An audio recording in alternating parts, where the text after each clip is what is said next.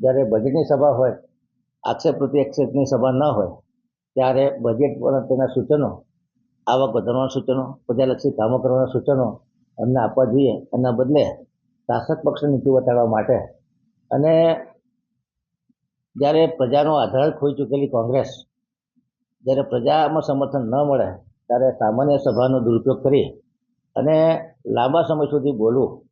અને આ સભાસદશ્રી પોતાના પક્ષના નેતા એમને રિક્વેસ્ટ કરી કે ભાઈ બોલવાનું ટૂંકું કરો, છતાં નહીં માની અને અનાદર કરેલો. તમામ કાઉન્સિલરો પોતાના વડો 200 કરોડના કામ થયા હોય તો પોતાનું વક્તવ્ય 200 કરોડના કામ ગણાવવા જાઓ તો 2-3 કલાક લાગે. એના બદલે અન્ય સભાસદશ્રીઓના સમયની મર્યાદા સમજી અને સમય સૂચકતા વાપરી અને ફક્ત 10-12 મિનિટમાં, 5 મિનિટમાં, 7 મિનિટ પોતાના વક્તવ્ય પૂરા કર્યા છે.